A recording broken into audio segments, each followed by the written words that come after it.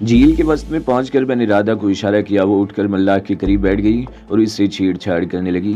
मल्लाह बदहवास हो गया। वो मेरी तरफ देखते हुए अपनी सीट पर किनारे की तरफ हटता चला गया। राधा इससे ही चिपकी जा रही थी। बड़े नामर्द हो, मैं तुम्हें चुम्मा दे रही हूँ और तुम डर रहे हो। राधा इस पर मजीद झुकते हुए बोली, मैं अकेली होती तो तुम मेरी बोटियां नोच लेते। चल हट। राधा ने इसे जोरदार धक्का दिया। मल्लाह के मुंह से चीख निकली और वो झील में गिर गया। राधा कहका लगा रही थी और मल्लाह चीख रहा था, मन्ने बचा लियो, मैं तिरन न जानत हूँ। अच्छा है, मछलियां ऐश करेंगी। राधा ने फिर कहका लगाया। कश्ती पानी की सतह पर तेजी से दौड़ती रही थी। मैं जल्दी से उठकर मल्लाह की सीट पर आ गया और थ्रोटल संभाल लिया और फिर दूसरे किनारे तक पहुंचने में हमें ज्यादा देर नहीं लगी। वो पहाड़ी 500-600 फीट से ज्यादा बुलंद नहीं थी। ढलान भी ऐसी थी कि आसानी से चढ़ा जा सकता था। झाड़ियों और दरख्तों की बहुतायत थी। इस पहाड़ी पर कई कॉटेज थे। सिर्फ 2-3 कॉटेज ऐसे थे जिनमें रोशनी नजर आ रही थी, बाकी तारीकी में डूबे हुए थे। हम इनसे दूर रहकर पहाड़ी पर चढ़ते चले गए थे। राधा बुरी तरह हाँप रही थी। मैं वहां खड़ा इधर उधर देखता रहा और फिर अचानक ही मेरे जहन में एक और ख्याल उभर आया। मुझे याद आ गया कि जिस कॉटेज के तहखाने में लखन ने मुझे तशद्दुद का निशाना बनाया था, वो झील के किनारे पर ही किसी जगह वाक़ था। मैंने राधा को बताया। वो एकदम जैसे चौंक गई। क्या तुम वहाँ जाना चाहते हो? तुम्हारी कॉटेज तक पहुँचने के लिए पूरे शहर में से होकर जाना पड़ेगा और इस वक्त तक एक बार फिर हमारी तलाश शुरू हो चुकी होगी। वो कॉटेज अगर खाली हुआ तो कम से कम आज की रात हमारे लिए बेहतरीन पनाहगाह साबित होगा। तो फिर मेरे साथ आओ, मुझे मालूम है वो कॉटेज कहाँ है। राधा ने कहा। इस पहाड़ी से उतरकर हमें एक और छोटी पहाड़ी पर चढ़ना पड़ा। इस पहाड़ी के दूसरी तरफ भी टीला नुमा छोटी छोटी पहाड़ियाँ थीं जिन पर उतरते चढ़ते हुए राधा एक बार फिर हाँफने लगी, लेकिन वो रुके बगैर मेरे साथ चलती रही और बिलाखिर हम एक जगह रुक गए। इस तरफ से सामने झील नजर आ रही थी। पहाड़ी पर मुतअद्दिद कॉटेज भी थे, सिर्फ 2 रोशनी में दिखाई दे रहे थे।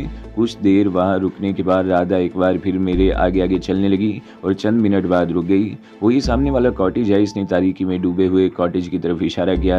मैं गहरी नजरों से इस तरफ देखने लगा। मुकम्मल तारीकी थी जिससे अंदाजा लगाया जा सकता था कि वो कॉटेज खाली है। दूसरा कॉटेज वहां से तकरीबन 100 गज के फासले पर था और उसकी एक खिड़की में रोशनी नजर आ रही थी। मैंने राधा को इशारा किया और हम दोनों पिस्तौल हाथों में लिए मोहतात अंदाज में तारीकी में डूबे हुए कॉटेज की तरफ बढ़ने लगे। हो सकता है कॉटेज में कोई मौजूद हो और बत्तियां बुझाकर सो रहा हो या वो पिछली तरफ के किसी कमरे में हो। हमने कॉटेज के गिर्द चक्कर लगाया, कहीं रोशनी नजर नहीं आई थी। हम दबे कदमों चलते हुए बरामदे की तरफ आ गए। दरवाजे पर ताला लगा हुआ था। मैंने पिस्तौल के दस्ते की ज़रब से ताला तोड़ दिया।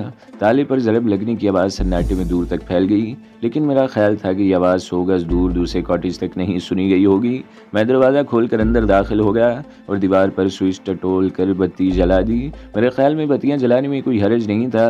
इस वक्त यहाँ कौन देखने आएगा कि कौन आया है। अंदर दाखिल होकर मैंने दरवाज़ा बंद कर दिया और हम इस कमरे में आ गए जो ड्राइंग रूम के तौर पर रास्ता था। राधा एक सोफे पर गिर गई। वो बुरी तरह थक गई थी। मैं भी इसके सामने दूसरे सोफे पर ढेर हो गया। तकरीबन 10 मिनट बाद हवास बहाल हुए तो राधा ने जुबान खोली। इस भाग दौड़ ने खाया पिया सब हजम कर दिया। मुझे तो बड़ी ज़ोर की भूख लग रही है। लगता है ये कॉटेज कई रोज़ से खाली है, लेकिन हो सकता है किचन में कोई ऐसी चीज़ मिल जाए। आओ देखते हैं। मैं ये कहते हुए सोफे से उठ गया। किचन में खुश्क दूध का डब्बा, चाय की पत्ती और चीनी वगैरह मौजूद थी और कोई ऐसी चीज़ नहीं थी, मगर चाय तो बन सकती थी। राधा बर्तन धोकर चाय बनाने लगी और मैं इसके करीब खड़ा रहा। चाय बना कर हम दोनों इस कमरे में आ गए। चाय की चुस्कियाँ लेते हुए मैं राधा की तरफ देख रहा था। इसकी आंखों में तशवीश के आसार नुमायां थे। एक बात कहूँ नाजी, वो मेरी तरफ देखते हुए बोली। हाँ कहो। मैंने सवालिया निगाहों से इसकी तरफ देखा। हालात बद से बदतर होते जा रहे हैं। राधा ने कहा, नागराज के कई अहम तरीन आदमी तुम्हारे हाथों मारे जा चुके हैं। दहशतगर्दी का कैंप तुम तबाह कर चुके हो। हर चोट खाने के बाद नागराज पहले से ज़्यादा खतरनाक होता जा रहा है। इससे पहले कि फरार के सारे रास्ते बंद हो जाएं, क्या ये मुनासिब ना होगा कि हम यहाँ से निकल चलें? नहीं राधा, मैंने जवाब दिया। तुमने दुर्योधन की बातें सुनी थी। नागराज जो मंसूबा बना रहा है वो बहुत खौफनाक है। इंसान पर इस जहरीले इंजेक्शन का असर मैं देख चुका हूँ। रवि पंडित को जिस तरह झटके खाकर ख़त्म होते मैंने देखा था, वो मंजर मैं कभी नहीं भूल सकता। अगर यह जहर मेरे देश में पहुंच गया तो तबाही फैल जाएगी। बेगुनाह मारे जाते रहेंगे।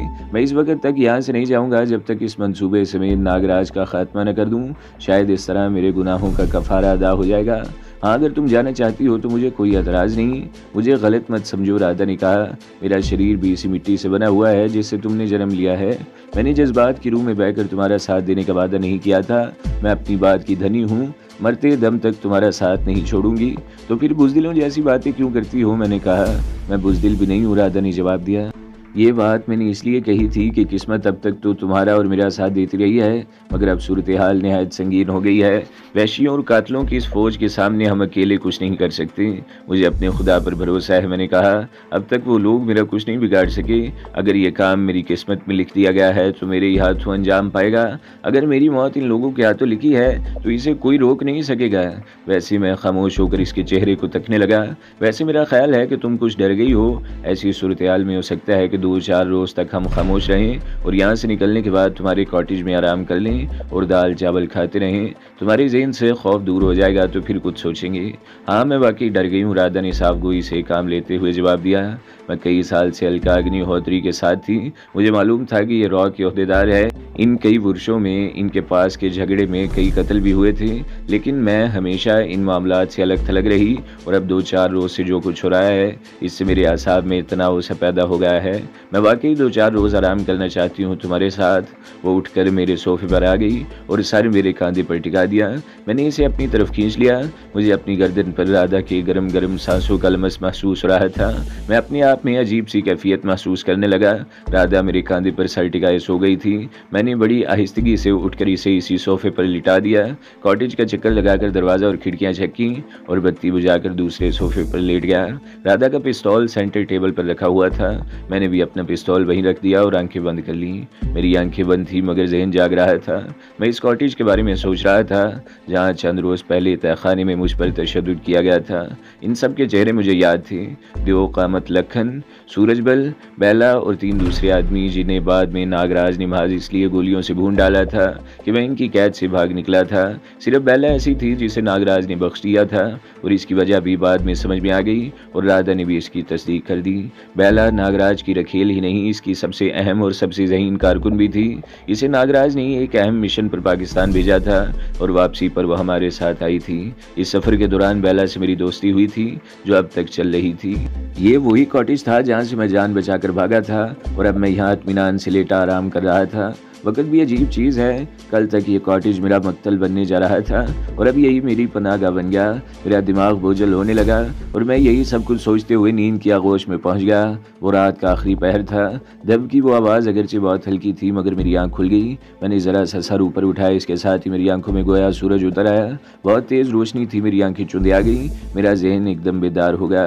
मैंने मेज़ पर रखे हुए पिस्तौल की तरफ हाथ बढ़ाया लेकिन मेरे हाथ पर ज़ोरदार ठोकर लगी। दूसरी ठोकर मेरी पसलियों पर पड़ी थी। मैं सोफे समेत पीछे उलट गया। पिछली तरफ सोफे से गिरते हुए मैंने राधा की चीख भी सुनी थी। मैंने उठने की कोशिश की तो सर पर एक और ठोकर पड़ी। मेरे मुंह से चीख निकल गई और आंखों के सामने नीली पीली चिंगारियां सी रक्स कर गईं। मेरे दिमाग में धमाके हो रहे थे। आंखों के सामने रक्स करती हुई नीली पीली चिंगारियां एक दूसरे में मुद्गम होकर अंधेरे की चादर तानने लगीं। मैं सर को जोर जोर से झटके दे रहा था। मेरे ज़हन में सिर्फ एक ही बात थी, अगर मैं अपने होशो हवास खो बैठा तो ये मेरी ज़िंदगी की आखिरी रात होगी जबकि होश में रहकर मैं अपना बचाव कर सकता था। मेरे बाएं कंधे पर एक और ठोकर लगी और मैं चीखता हुआ फर्श पर उलट गया। इसके साथ ही मैंने राधा की एक और चीख सुनी। मैं हवास बरकरार रखने के लिए सर को मुसलसल झटके दे रहा था। फिर आखिर मैं अपनी कोशिश में कामयाब हो गया। आंखों के सामने फैलने वाली तारीकी छटने लगी। मैं एक बार फिर उठने की कोशिश करने लगा। इस मरतबा मुझे कोई ठोकर नहीं पड़ी बल्कि एक तरफ कहीं छिटकी हल्की सी आवाज़ उभरी और कमरा रोशनी से भर गया। मैंने सर उठाकर ऊपर देखा और एक नज़र में सूरत हाल का जायज़ा ले लिया था। इसके साथ ही मेरे मुंह से गहरा सांस निकल गया। वो 2 पुलिस वाले थे। एक के जिस्म पर सब इंस्पेक्टर की वर्दी थी और दूसरा हवालदार था। दुर्योधन या नागराज के आदमियों के मुकाबले में इन पुलिस वालों से निमटना आसान था। सब इंस्पेक्टर के एक हाथ में रिवॉल्वर था और दूसरे में टॉर्च जो अभी तक रोशन थी। मेज़ पर से हमारे दोनों पिस्तौल गायब थे। सब इंस्पेक्टर दादा के करीब खड़ा था और हवालदार कमरे की बत्ती जलाकर वापस आ रहा था। मेरे जिस्म पर ठोकरें इसी ने बरसाई थी। इसके हाथ में भी रिवॉल्वर था। हवालदार ने मुझे एक और ठोकर मार दी। इसके साथ ही वो गुर्राया, वहाँ चलकर बैठो बीच में। मैं उठकर खोपड़ी सहलाता हुआ राधा के करीब फर्श पर बैठ गया। राधा के जिस्म से कपड़े फटे हुए थे और सामने खड़ा हुआ सब इंस्पेक्टर बड़ी हवस भरी नज़रों से इसकी तरफ देख रहा था। राधा को भी इसने कई ठोकरें मारी थीं। इसके चेहरे पर करब और तकलीफ के आसार नुमायां थे। मैंने किन अखियों से इधर उधर देखा। राधा वाला पिस्तौल दूर था। अलबत्ता मेरा पिस्तौल सेंटर टेबल के नीचे पड़ा हुआ था, लेकिन इस तक रसाई हासिल करना आसान नहीं था। ये तो मैं समझ गया कि तुम लोग कौन हो, सब इंस्पेक्टर ने बारी बारी हम दोनों की तरफ देखते हुए कहा, मगर अपना सवाल लेने के लिए दूसरों का स्थान इस्तेमाल करना कहाँ की शराफत है। कितने पैसे लिए हैं तुमने इससे? इसने आखिरी अल्फाज राधा की तरफ देखते हुए कहे। ये मुझे बहका कर यहाँ लाया था थानेदार जी, राधा ने खौफजदा से लहजे में जवाब दिया। मैंने इससे कोई पैसा नहीं लिया, इसने कहा था कि स्थान इसका है। मुझे नहीं मालूम था ये चोर है साला, खाली पीली रोब जमा कर अयाशी करता है। मैं दिल ही दिल में मुस्कुरा दिया। राधा भी मेरी तरह समझ गई थी कि मामला वो नहीं जो हम समझ रहे थे, और फिर ये बात भी मेरी समझ में आ गई कि ये दोनों पुलिस वाले यहाँ तक पहुँचे कैसे थे और कॉटेज के अंदर कैसे दाखिल हुए थे। सामने की खिड़की खुली हुई थी, इसका शीशा टूटा हुआ था जिसके अंदर हाथ डालकर चटखनी खोली गई थी। रात को सोने से पहले भी मैंने देखा था कि इस खिड़की का एक शीशा नहीं था, लेकिन मैंने ज़्यादा तवज्जो नहीं दी थी। वो दूसरा कॉटेज यहाँ से तकरीबन 150 गज के फासले पर था जहाँ रात को मैंने रोशनी देखी थी। इन लोगों को मालूम होगा कि ये कॉटेज खाली पड़ा है। हमारे आने के बाद यहाँ रोशनी देखकर उन्होंने पुलिस को इतला दे दी होगी। उन्होंने सोचा होगा कि शायद कोई चोर वारदात करने यहाँ घुसा है। वो सब इंस्पेक्टर मुसलसल राधा को घूरे जा रहा था। इसकी आंखों में हवस बढ़ती जा रही थी। वो यही समझ रहा था कि हम दादे ऐश देने के लिए इस खाली कॉटेज का दरवाज़ा तोड़कर अंदर आ गए हैं, और शायद वो भी नंगे हाथों बहती गंगा में हाथ धोने की सोच रहा था। राधा भी एक चुनट थी। इसने सब इंस्पेक्टर की नीयत भांप ली थी और बड़ी होशियारी से लहंगा इस तरफ कुछ और सिरका दिया कि इसकी टांगें ऊपर तक बरहना हो गईं। मुझे तो इन पर शक है हुक्म, हवालदार ने सब इंस्पेक्टर की तरफ देखते हुए कहा। रात 2 बजे तमाम थानों को हेड अलर्ट से रेड अलर्ट मिला है। एक नारी और एक मर्द झील की दूसरी तरफ दरियोदन और इसके एक आदमी की हत्या करके भागे हैं। इतला में बताया गया है कि हत्यारों ने राजस्थानी लिबास पहना हुआ था। मुझे तो ये दोनों वही लगते हैं हुक्म। थाने में जब ये इतला आई थी तो मैं कहाँ था? सब इंस्पेक्टर ने हवालदार को घूरा। आप अपने क्वार्टर में सो रहे थे हुक्म, हवालदार ने जवाब दिया। सब इंस्पेक्टर की नजरें बदल गई। अब इनमें हवस की जगह सफा की उभर आई थी। मुझे सीने में सांस रुकता हुआ महसूस होने लगा। पहले मेरा ख्याल था कि राधा इन्हें कुछ दे दिलाकर मामला खत्म कर देगी, लेकिन अब सूरत हाल संगीन हो गई थी। हाँ, इन सब इंस्पेक्टर ने रिवॉल्वर वाला हाथ सीधा कर दिया। तो फिर ये वही हो सकते हैं जिन्होंने यहाँ तबाही फैला रखी है। वही आतंकवादी जिसने पहाड़ों में सरकारी कैंप तबाह किया और मंदिर को जलाकर राख कर दिया। नागराज ने इसके लिए तो 5 लाख रुपए का इनाम लगा रखा है। अपनी किस्मत बदल जाएगी। हवालदार होशियार रहना, ये लोग कोई हरकत न करने पाए। सूरत हाल मजीद संगीन हो गई थी। हवालदार ने महज शुबे का इजहार किया, मगर शुबा ही किसी तहकीक की असल बुनियाद होता है। और फिर 5 लाख रुपए का लालच भी था। मैं समझ गया कि अब आसानी से जान छूटने वाली नहीं थी। मैं वो नहीं हूँ हुक्म जो आप समझ रहे हैं, मैंने सब इंस्पेक्टर की तरफ देखते हुए कहा। मैं तो आज ही जोधपुर से सैर को यहाँ आया था। इस कुतिया ने मुझे फांस लिया। क्या पता था अपनी किस्मत ही फूट जाएगी।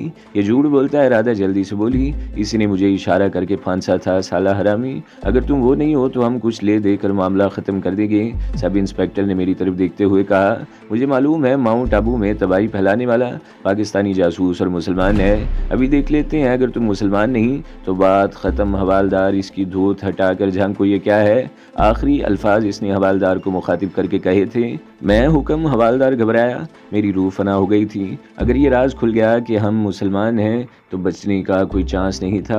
हाँ, तुम देखोगे, सब इंस्पेक्टर ने कहा। ऐसे काम मातहत करते हैं ऑफिसर नहीं। ए तुम मुंह इधर फेर लो, परली तरफ देखो। वैसे मुंह ना भी छेड़ो तो कोई हरज नहीं। इसने आखिरी अल्फाज राधा की तरफ देखते हुए कहे थे। राधा ने बुरा से मुंह बनाते हुए इस तरह पहलू बदल लिया कि अब वो मुकम्मल तौर पर सब इंस्पेक्टर के सामने थी। ऐसा करते हुए इसने ब्लाउज भी कुछ नीचे खींच लिया। सब इंस्पेक्टर की नजरें इसके सीने की तरफ उठ गईं। हवालदार 2 कदम आगे बढ़कर मेरे करीब आ गया। मेरी शक्ल क्या देख रहे हो? धोती हटाओ। हवालदार के लहजे में नागवारी थी। मेरे दिल की धड़कन तेज हो रही थी और दिमाग भी तेजी से काम कर रहा था। मैंने धोती अपनी टांगों से जरा सी हटा दी। हवालदार देखने के लिए आगे को झुका। इस वक्त मेरे अंदर की वहशी ने नारा लगाया, अब या कभी नहीं। मैंने बड़ी फुर्ती से दाएं टांग समेट कर हवालदार के सीने पर जोरदार ठोकर रसीद कर दी। मेरी ये हरकत इसलिए बिल्कुल गैर मुतवक्के थी। वो बिलबिलाता हुआ पीछे को उलट गया। दूसरी तरफ राधा ने भी बड़ी जुर्रत का मुजाहरा करते हुए सब इंस्पेक्टर की नाफ से नीचे टांगों के बीच में जोरदार लात रसीद कर दी।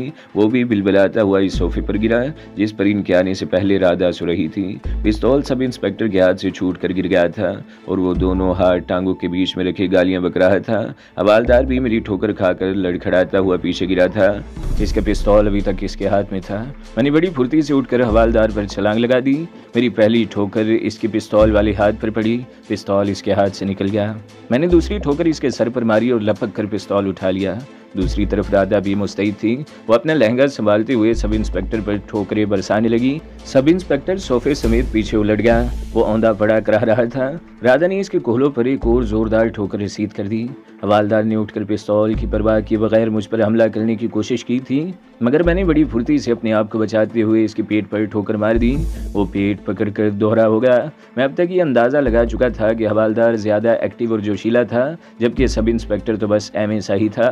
बस अब तुम लोग सीधे खड़े हो जाओ, मैंने गुर्राते हुए कहा। 1 मिनट बाद वो दोनों मेरे सामने खड़े थे। राधा ने फर्श पर पड़ा हुआ अपना पिस्तौल उठा लिया और इन दोनों के रिवॉल्वरों पर भी कब्जा कर लिया। हाँ तो सब इंस्पेक्टर, मैंने इसकी तरफ देखते हुए कहा, अब तो तुम्हारी तसल्ली हो गई कि मैं कौन हूँ, लेकिन अब तुम फंस गए हो। तुम्हारे लिए जान बचाना मुश्किल हो जाएगा। अगर तुम चाहो तो हम में अब भी मामला तय हो सकता है। सब इंस्पेक्टर ने जवाब दिया। तुम हमें छोड़ दो, हम तुम्हारी तरफ आंख बंद कर लेंगे। हमने तुम्हें देखा ही नहीं। अक्लमंद हो। मैं मुस्कुरा दिया। मुझे तुम्हारी ये तजवीज़ पसंद आई, इसलिए अब तुम लोग अपनी ये वर्दियाँ उतार दो। मेरा मतलब वही है जो मैंने कहा जल्दी उतार वर्दी, वरना मैं खोपड़ी उड़ा दूंगा। इस देवी के सामने सब इंस्पेक्टर ने अजीब सी नज़रों से राधा की तरफ देखा। कुछ देर पहले तुम बड़ी हवस भरी नज़रों से इसकी तरफ देख रहे थे, अब ये देवी हो गई। उतार दो वर्दी, मैंने कहते हुए पिस्तौल को हरकत दी। सब इंस्पेक्टर शर्ट के बटन खोलने लगा। इसने पहले कमीज़ उतारी और पतलून की बेल्ट खोलते हुए राधा की तरफ देखने लगा। जल्दी करो, हमारे पास वक्त नहीं है, मैं धाड़ा। राधा मुंह फेर कर खड़ी हो गई। मैं सब इंस्पेक्टर की वर्दी उठाकर इसकी तरफ उछाल दी। दूसरे कमरे में जाकर तब्दील कर लो, जल्दी करो। राधा वर्दी उठाकर दूसरे कमरे में चली गई। मैंने हवालदार को वर्दी उतारने का इशारा किया। इन दोनों ने अंडरगारमेंट पहने हुए थे। मेरे हुक्म पर वो रिवॉल्वर की तरफ मुंह करके खड़े हो गए और दोनों हाथ सिरों से ऊपर दीवार पर टिका दिए। राधा सब इंस्पेक्टर की वर्दी पहन कर आ गई। मैंने इसे इशारा किया और हवालदार की वर्दी उठाकर दूसरे कमरे में घुस गया। अब सूरत हाल मुकम्मल तौर पर हमारे हक में थी। मैं अगर चाहता तो इन दोनों को मौत के घाट उतार सकता था, मगर मैं बिला वजह किसी के खून से हाथ नहीं रखना चाहता था। मगर किसी गड़बड़ की सूरत में सूरत हाल मुख्तलिफ होती। राधा ने अपना लहंगा फाड़ कर इन दोनों के हाथ पुष्ट पर बांध दिए और इन्हें फर्श पर गिराकर दोनों के पैर भी इकट्ठे ही बांध दिए और फिर इधर उधर देखने लगी। इनका मुंह बंद करना भी ज़रूरी था। राधा को कोई कपड़ा नहीं मिला तो इसने अपना ब्लाउज फाड़ कर 2 हिस्सों में तकसीम कर लिया और एक टुकड़ा हवालदार के मुंह में और दूसरा सब इंस्पेक्टर के मुंह में ठोंसते हुए बोली, इसे चूसते रहना, इसमें भी बड़ा स्वाद है। राधा के इस जुमले पर मैं मुस्कुराए बगैर नहीं रह सका। राधा ने सब इंस्पेक्टर की कैप भी उठाकर सर पर जमा ली। मैंने इसकी तरफ देखा, वो इस वर्दी में बहुत शानदार लग रही थी। मैंने भी हवालदार की टोपी उठाकर अपने गंजे सर पर रख ली। इन दोनों के रिवॉल्वर हमने अपने अपने होलिस्टरों में रख लिए थे, जबकि अपने पिस्तौल जेबों में ठोंस लिए थे। घबराना मत, मैंने बाहर निकलने से पहले पीछे मुड़कर देखा। हम तुम्हारे थाने में इतला कर देंगे, वह लोग तुम्हें आकर छुड़ा लेंगे। बाहर निकलने से पहले मैंने बत्तियां बुझा दी, अलबत्ता दरवाज़ा खुला रहने दिया। कॉटेज के सामने पुलिस जीप मौजूद थी। राधा ने स्टीयरिंग संभाल लिया और मैं साथ वाली सीट पर बैठ गया। रास्ता दूसरे कॉटेज के करीब से गुजरता था। इस कॉटेज की बत्तियां अब भी जल रही थीं। बरामदे में 2 इंसानी ह्योले भी नजर आ रहे थे। वो जो कोई भी थे, यकीनन ये जानने के लिए वहाँ खड़े थे कि क्या हुआ। सब्ज़े से ढकी हुई इन पहाड़ियों पर जा बजा लातादाद कॉटेज बने हुए थे। रास्ता पथरीला और नाहमवार था। आखिरकार हम पहाड़ियों से निकलकर पुख्ता सड़क पर आ गए। इस वक्त रात की तारीकी दम तोड़ रही थी। रोशनी सी फैलने लगी थी। जीप के हेडलैम्प्स रोशन थे। राधा ने रफ्तार ज़्यादा तेज़ नहीं रखी थी। पहले चौराहे पर पहुंचते ही अंदाज़ा हो गया कि रात को शहर की सूरत हाल क्या रही होगी। हमारी तलाश जारी थी। पुलिस ने कई रास्तों की नाकाबंदी कर रखी थी। हर पुलिस पार्टी के साथ नागराज के भी 1-2 मुसल्ले आदमी मौजूद थे, लेकिन हमें अपना रास्ता बनाने में दुश्वारी पेश नहीं आई। रोका तो तकरीबन हर जगह गया था, लेकिन पुलिस की जीप और हमारे जिस्मों पर पुलिस की वर्दियां हर जगह काम आई थीं। एक जगह एक पुलिस पार्टी ने एक कार को रोक रखा था। वो पुलिस पार्टी 2 कांस्टेबलों और एक हवालदार पर मुश्तमिल थी। कार में 2 अफराद थे, एक अधेड़ उम्र औरत और एक जवान आदमी। औरत अधेड़ उम्र होने के बावजूद खूबसूरत थी। इसके जिस्म पर कीमती साड़ी थी, जबकि इस नौजवान आदमी ने भी कीमती सूट पहन रखा था। इन दोनों को कार से उतार लिया गया और हवालदार इनसे पूछगछ कर रहा था। राधा ने इनके करीब जीप रोक ली। मैंने रिवॉल्वर होलिस्टर से निकाल कर हाथ में ले लिया था। क्या बात है हवालदार, कौन है ये लोग क्यों परेशान कर रहे हो इन्हें?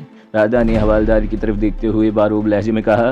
हवालदार ने पहले खट से सलूट झाड़ दिया, फिर बोला, आप जानती हैं मैडम, रात तक दरियोदन की तलाश के लिए हर शख्स को चेक करने का हुक्म मिला है, लेकिन शरीफ लोगों को परेशान करने का हुक्म नहीं दिया गया। राधा ने कहा, क्या तुम्हें ये नहीं बताया गया कि वो राजस्थानी लिबास में है और वो आदमी गंजा है जिसकी हमें तलाश है? मेरी तरह मैंने सर से टोपी उतार कर इसे अपना गंजा सर दिखाया और फिर टोपी सर पर रख ली। यस मैडम, हवालदार जल्दी से बोला। जाने दो इन्हें और मुश्तबा लोगों पर निगाह रखो, शरीफ लोगों को परेशान मत करो, राधा ने कहा। हवालदार ने एक बार फिर एड़ियां बजा दी। धन्यवाद ऑफिसर। इस शख्स ने राधा का शुक्रिया अदा किया। हम तो वाकई परेशान हो गए थे, शहर के हालात ठीक नहीं हैं, आप लोग भी सोच समझ कर घर से निकला करें, राधा ने कहा और जीप आगे बढ़ा दी। मुख्तलिफ सड़कों से गुजरते हुए राधा ने जीप एक जगह रोक ली और इंजन बंद कर दिया। हम दोनों नीचे उतर आए। पहाड़ियों की तरफ जाने वाली वो सड़क सुनसान थी।